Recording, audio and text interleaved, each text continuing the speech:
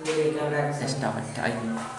Everyone, आज का मेरा टॉपिक है व्यवसायिक वातावरण, बिजनेस इन्वायरमेंट।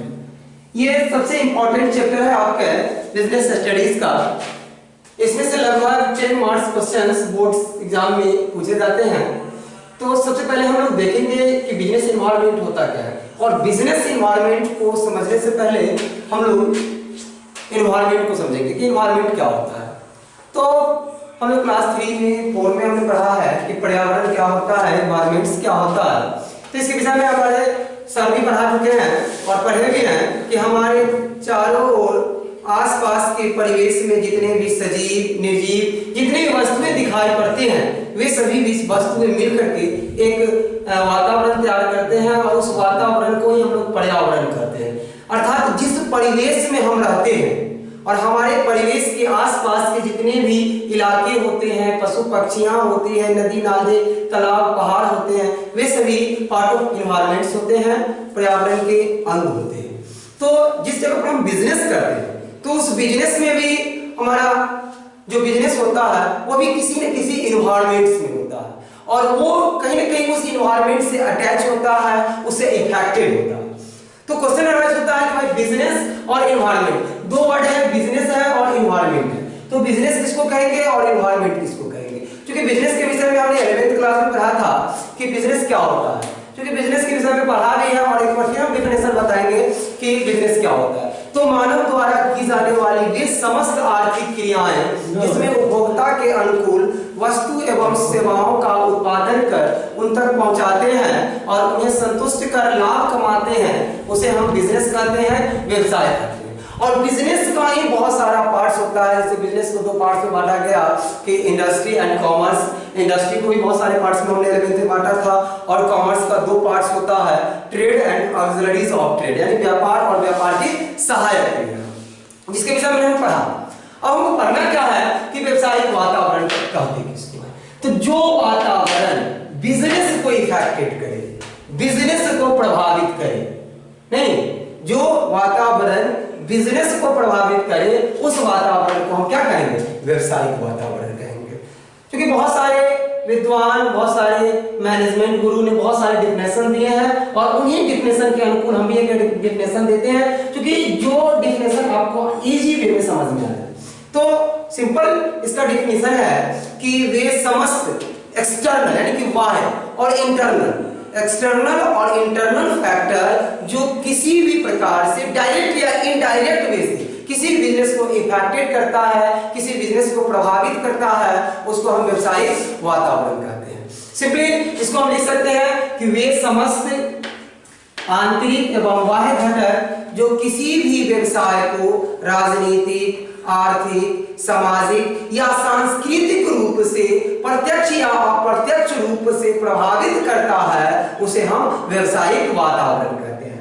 तो हमारा वातावरण जो है वो बिजनेस को इफेक्टेड करता है, और जिससे हमारा बिजनेस इफेक्टेड होता है उस वातावरण को हम लोग व्यवसायिक वातावरण कहते हैं। सिंपल लैंग्वेज में कह सकते हैं कि वैसा इन्वायरमेंट, वैसा वातावरण जो हमारे व्यवसाय को आंतरिक एवं बाह्य रूप से प्रभावित करता है, या जिससे हमारा व्यवसाय प्रभावित होता है, उसे हम व्यवसायिक वातावरण कहेंगे।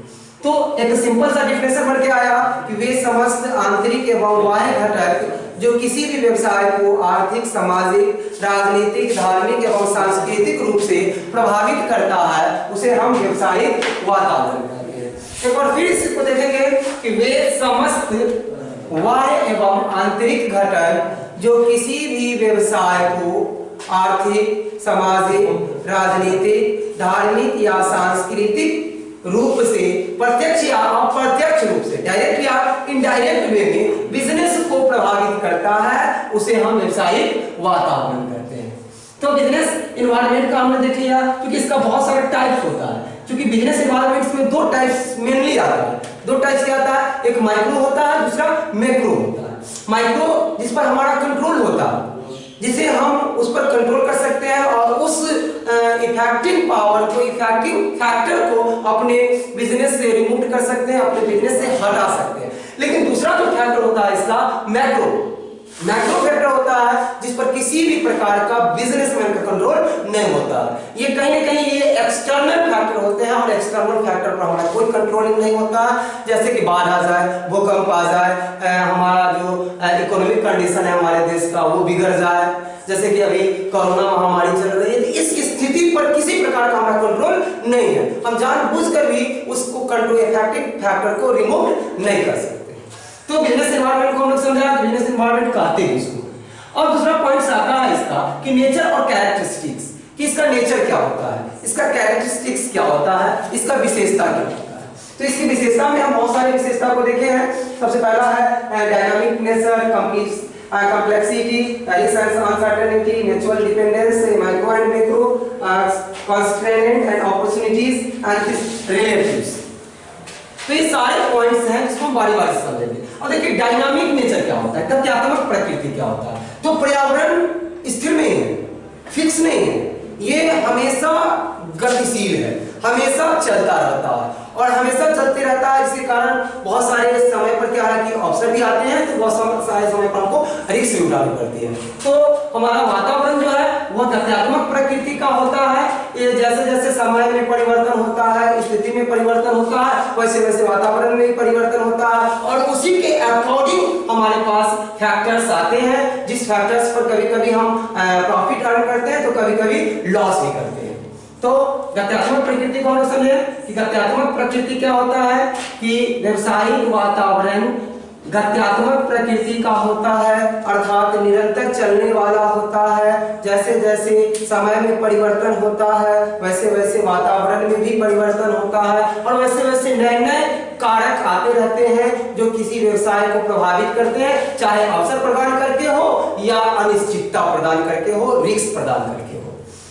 उसके बाद है जटिलता, कॉम्प्लेक्सिटी। और देखिए जटिलता, हमारा वातावरण जो है वो जटिल है, इजी नहीं है, कॉम्प्लेक्स है और ये वातावरण में बहुत सारे फैक्टर हैं जो एक दूसरे से उलझे हुए हैं और वो अनसुलझे जितने भी फैक्टर हैं वो फैक्टर हमारे बिजनेस को इफेक्टेड करते हैं। एक सफल बिजनेसमैन वही होता है जो ये जटिल घटक जो होते हैं, जितने भी वातावरण में फैक्टर्स होते हैं, उस फैक्टर्स को प्राप्त करने का प्रयास करते हैं, जानकारी प्राप्त करते हैं और उस जानकारी के अकॉर्डिंग अपनी तैयारी करते हैं और उस तैयारी से व्यवसाय को रन आउट करते हैं।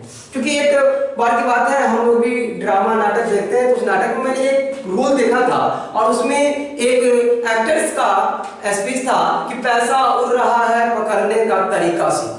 जी हाँ, पैसा उड़ रहा है और उसका कैचिंग पावर होनी चाहिए। जैसे कि हम पढ़ा करके पैसा कमा रहे हैं, चोर जो है चोरी करके पकड़ कमा रहा है, डाकू रॉबिंग करके कमा रहा है, कोई मोटरसाइकिल छीन के कमा रहा है, कोई खेती करके कमा रहा है, कोई नौकरी करके कमा रहा है। तो सबका एक तरीका है और उसी वे में पैसा कमा रहे हैं। तो यहाँ पर हमको पैसा कमाना है, यानी कि हमको बिजनेस को रन आउट करना है। तो बिजनेस को जब रन आउट करेंगे तो जितने भी कॉम्प्लेक्सिव फैक्टर होंगे हमारे पास, उस कॉम्प्लेक्सिव फैक्टर्स को हम स्टडी करेंगे और स्टडी करने के बाद उन फैक्टर्स के मतलब उन फैक्टर्स को जानेंगे और उन्हें दूर करने का उपाय को समझेंगे ताकि हमारा बिजनेस रन आउट कर सके। तो हमारा व्यवसायिक वातावरण क्या होता है, जटिल होता है। जटिल होता है अर्थात इसमें जितने भी फैक्टर होते हैं अनसुलझे होते हैं और उनको सुलझाकर ही बिजनेस को हम आगे बढ़ा सकते हैं। तीसरा पॉइंट हमारा है जोखिम एवं अनिश्चितता।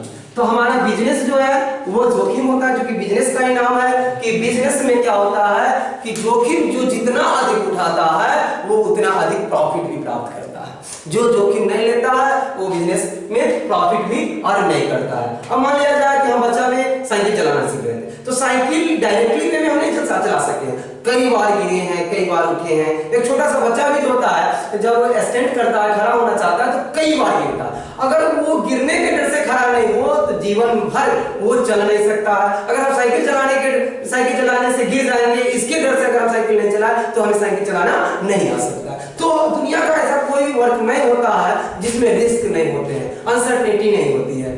तो जोखिम का प्रतिफल ही लाभ होता है। Profit is rewarded of risk. जब तक हम रिस्क नहीं लेंगे तब तक हमको रिवार्ड में प्रॉफिट नहीं प्राप्त हो सकता। तो हमारा व्यवसायिक वातावरण क्या होता है कि वातावरण में व्यवसायिक वातावरण में जोखिम एवं अनिश्चितताएं होती है। भविष्य में क्या होगा या किसी को पता नहीं होता और उन अनिश्चितताओं को हम केवल फोरकास्टिंग के द्वारा हम कम कर सकते हैं। जोखिम से बचा नहीं जा सकता है, जोखिम को कम किया जा सकता है। तो जितने भी वातावरण में घटक होते हैं उन घटकों का अगर हम पहले अनुमान लगा लेते हैं और उस अनुमान के अकॉर्डिंग तैयारी करते हैं तो जोखिम जो है वो कम हो जाता है, अनिश्चितता जो है वो निश्चितता में बदल जाता है। लेकिन व्यवसायिक वातावरण में क्या होता है, जोखिम एवं अनिश्चितता पाया जाता है जो व्यवसाय को डायरेक्टली या इनडायरेक्ट वे में प्रभावित करता है। उसके बाद है पारस्परिक संबंध। जी, पारस्परिक संबंध का मतलब क्या हुआ, बिजनेस और एनवायरमेंट में पारस्परिक संबंध होता है। वही संबंध होता है जो जल और मछली के बीच होता है। अगर जल से मछली को अलग कर दिया जाए तो मछली का कोई औचित्य नहीं होता है, वो दम घुट घुट कर मर जाएगा। तो मछली को जीवित रहना है तो जल में ही रहना होगा।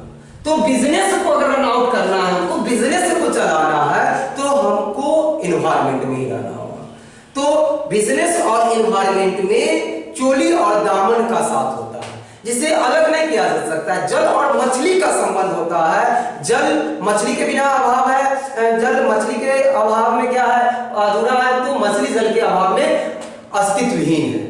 तो दोनों के बीच पारस्परिक संबंध होता है। तो वही संबंध आपके बिजनेस और वातावरण के बीच होता है। तो व्यवसायिक वातावरण में व्यवसाय और वातावरण के बीच पारस्परिक संबंध होता है।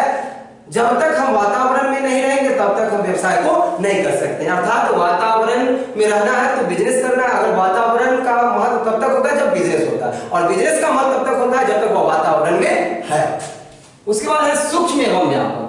इसके विषय में हम बात किए थे कि हमारा बिजनेस एनवायरनमेंट जो है उसमें दो फैक्टर्स होते हैं। बता रहे थे कि दो फैक्टर्स होता है, एक होता है माइक्रो, एक होता है मैक्रो। माइक्रो का मतलब छोटा, सबसे सूक्ष्म।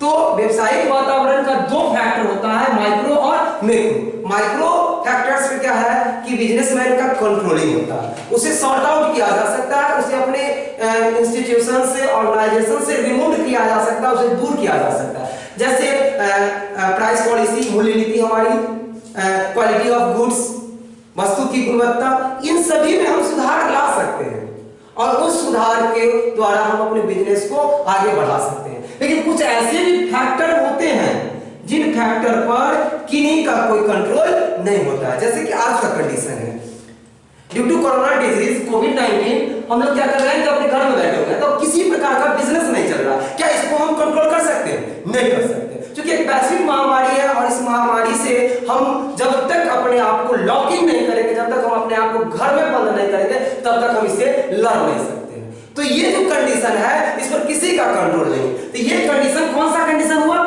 मैक्रो फैक्टर है, जिसे बिजनेस को वो प्रभावित करेगा।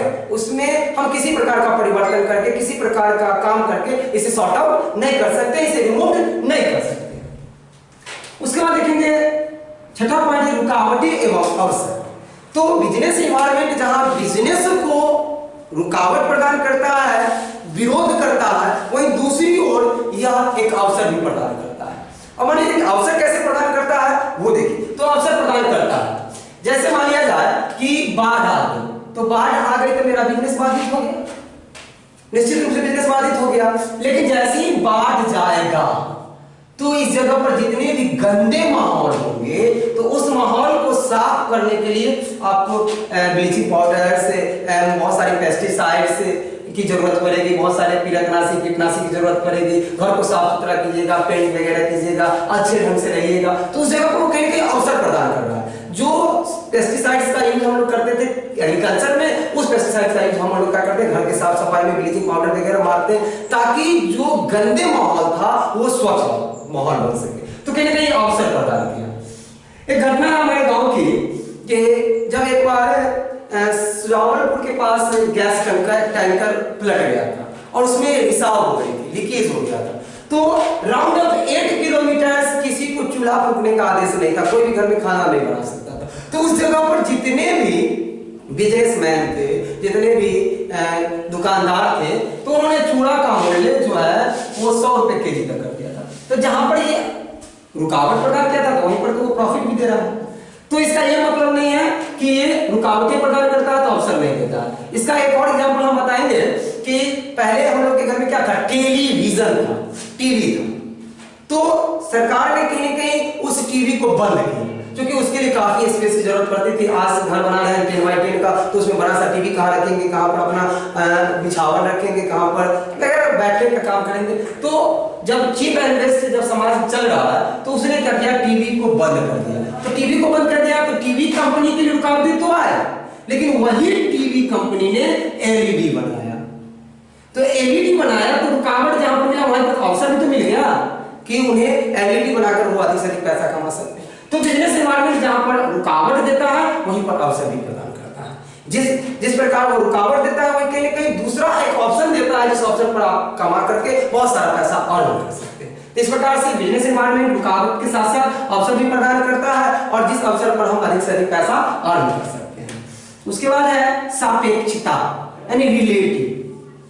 तो बिजनेस और एनवायरनमेंट में रिलेटिव्स होते हैं, यानी कि संबंध होता है। एक ही देश में कई प्रकार के एनवायरनमेंट्स पाए जाते हैं। हम बिहार में रहते हैं तो बिहार की कल्चर कुछ और है, तो यहाँ का कुछ और एनवायरनमेंट्स होगा। नागालैंड में जाएंगे तो नागालैंड का कुछ और एनवायरनमेंट्स होगा, अरुणाचल में जाएंगे तो अरुणाचल का कुछ और बिजनेस एनवायरनमेंट्स होगा। यानी कि एक ही देश में कई प्रकार के बिजनेस एनवायरनमेंट्स पाए जाते हैं, और वो बिजनेस एनवायरनमेंट अपने नजदीकी बिजनेस को इफेक्टिव करते हैं। तो इससे कहने का मतलब क्या हुआ कि बिजनेस एनवायरनमेंट जो होता है हमारे देश में, एक ही देश में कई प्रकार के एनवायरनमेंट्स होते हैं, और वो एनवायरनमेंट बिजनेस को इनडायरेक्ट और डायरेक्ट वे से क्या करते हैं, प्रभावित करते हैं।